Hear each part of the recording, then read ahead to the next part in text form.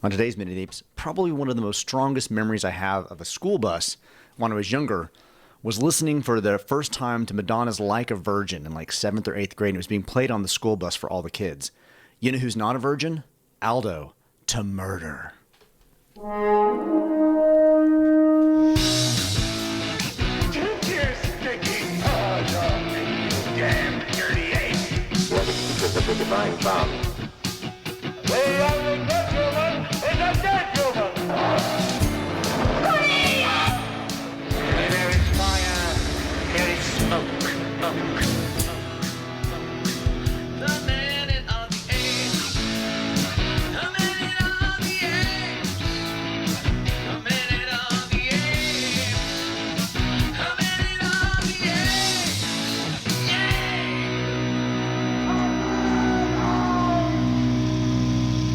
Hello and welcome to Minute of the Apes, the daily podcast where we break down every minute of the Planet of the Apes movies 1 minute at a time. I'm Todd. That was Richard. And you know what's weird? Is in your tease, you didn't even know this, Like a Virgin, I sang it to a guy last night. I did. What? So, How random is that? It was, you threw that out and I thought, okay, I got to tell this story. So it happens when you play things like this. You'll either get, hey, it's someone's birthday or whatever, right? Right. Well, I got hey, these people got engaged. Now, the people that asked me are literally some of our super fans that actually follow us around. And so if they're going to say something like that to me, I'm like, okay, we'll do this. I don't have a whole lot of songs you can sing to engaged people. I don't like love songs. I don't do that. And I started thinking, okay, what's going on? Well, the to-be wife did not want a song.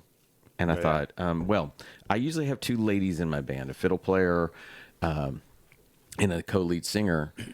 And the fiddle player usually sings Like a Virgin. I started thinking, well, if she's going to be a biddy and not want me to sing something to him, I'm going to sing to the dude. So I pulled out Like a Virgin that my fiddle player used to sing. You should see. There's nothing like a guy that looks and goes, is he singing Like a Virgin to me?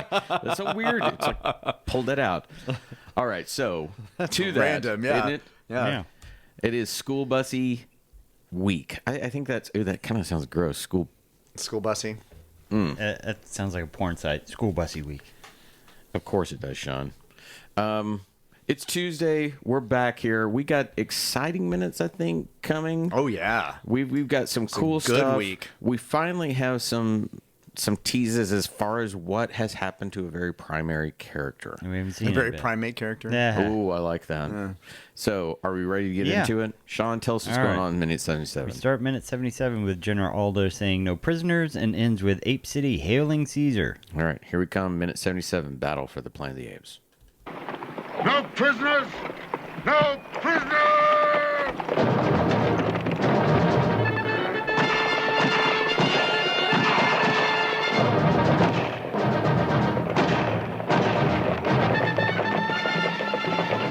Let's go!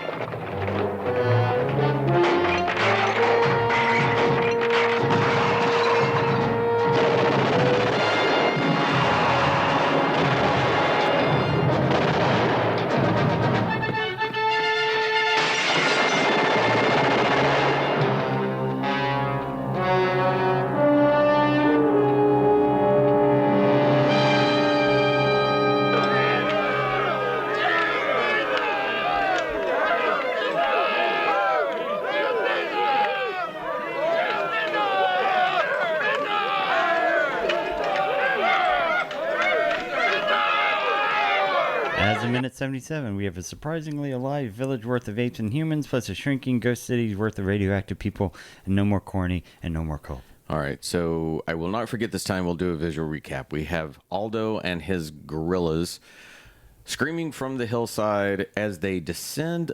There are countless numbers of them descending on a school bus, a jeep, and a dude on a motorcycle. They come down, they swarm around. People on the motorcycle fall down. People in Jeep get out. They swarm. They roll around. We push in. They knock windows out. They begin to shoot into it. They throw a grenade in.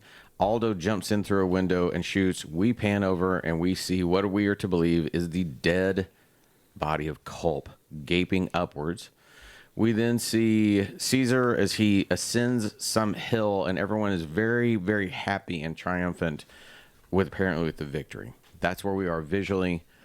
Let's begin. Aldo finally shows up. Yes, he just waits till the battle's over. Yeah. He didn't fight at all. What a big old ball sack. Well, no prisoners, because everybody's already kind of taken care of everything. Yeah, they've for already you. done the heavy lifting for you. And also, no prisoners, no prisoners. So let's shoot in the air. So Yes. keep in mind that there was supposed to be a scene earlier on before they reached Gorilla City in which Aldo and his troops encounter Culp. I had mentioned this 2 weeks ago. Prior to the battle, they're supposed to encounter. Okay. Yeah, I mentioned this 2 weeks ago when you were asking where Aldo was, and I said Right. there was an entire scene where we see their guerrillas reach the top of the ridge. Camera pulls up a very close shot on Culp to the wide of the shot of the mutants. They gather in a semicircle on the road, weapons all trained on the very place where the guerrillas are topping the ridge. Aldo screams off the road. He signals desperately for his troops to turn, but it's too late for some. Some of them, Aldo and a few others, veer off the road and right to the top of the ridge as the mutants open fire. Mutants open fire with automatic weapons. The guerrilla cavalry loses its organization. Some follow Aldo, some retreat to the village, some charge. They see the cavalry trapped between charging and retreating and cut down by the mutant fire. We see individual guerrillas falling. So he was supposed to have a small battle before the city, and Culp's attack is supposed to kind of disperse them. So while it feels a little out of nowhere, it would make a little more sense if Aldo were to Right. kind of pull everybody back together to try and get this final As though confrontation. he had left to go Confront them Confront before them they got first, to before the they got city. the city. to actually be a bit heroic. Right. So when I was just counting, we see 12 guerrillas descend upon the school bus. That's, look, neither one of these armies are enormous, but 12 guerrillas, that's a pretty formidable bunch.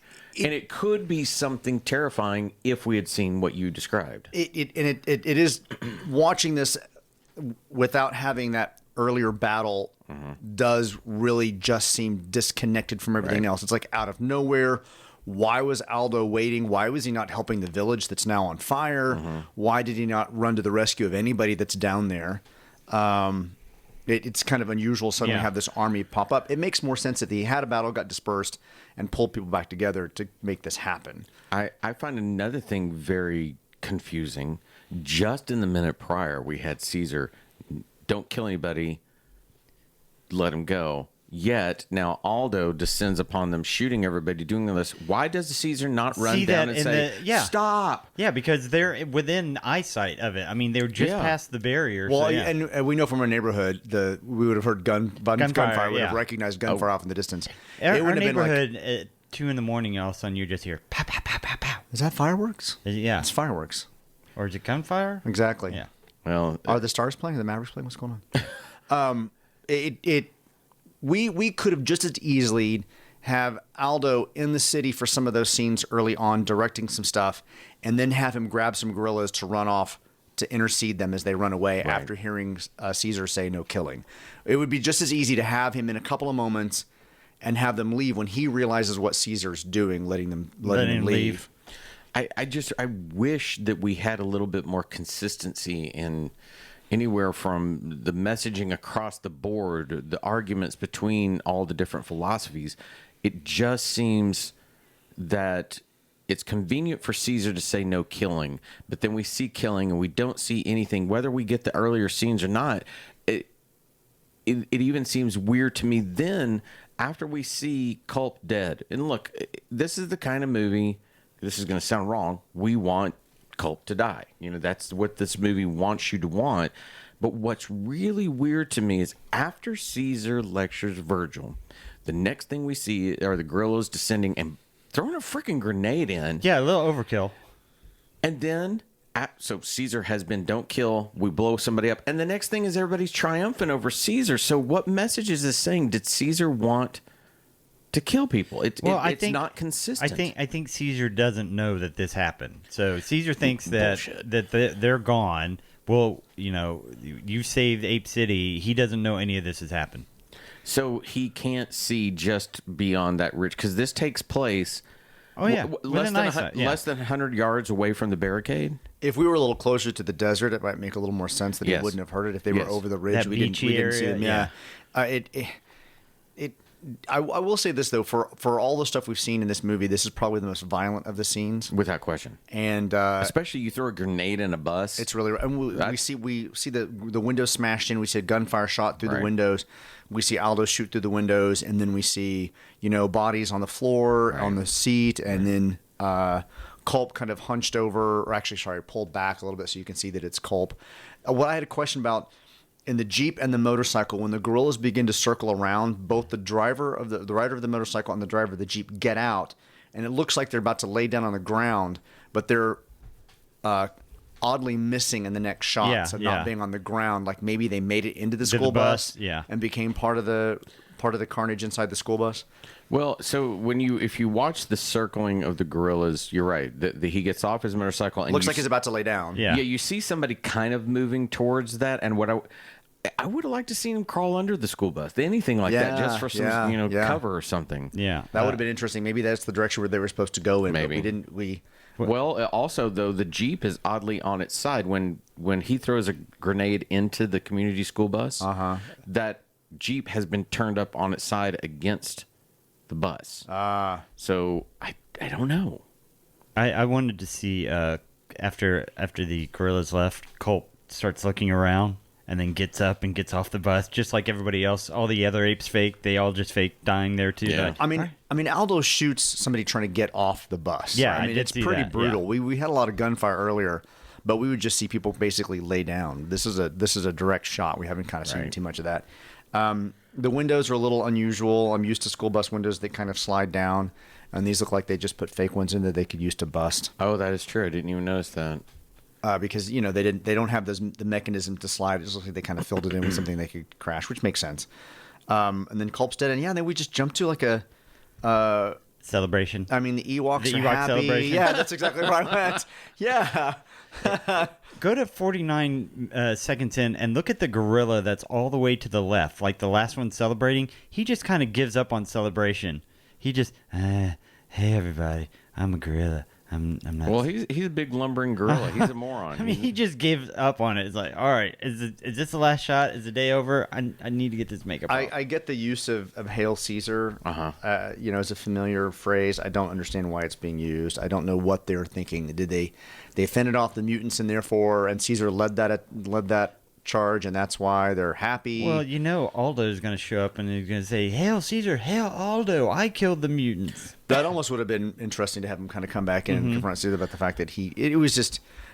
Well, it all goes back to what I was saying, too. It seems so oddly placed no matter what.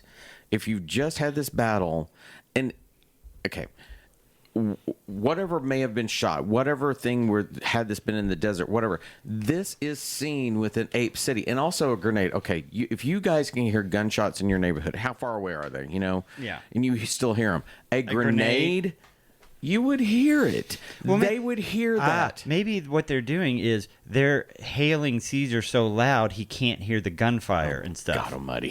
Come on, that's good. I love how we continue to try and work to make this okay, Yes. but it's one of those moments that you look again that this is such a jumble of what they did. Perhaps when you're watching it straight through, you feel triumphant, but when you look upon it and you think, you said here, you did this, that, it doesn't make any sense. When you look upon it. Look upon it. I think that's that.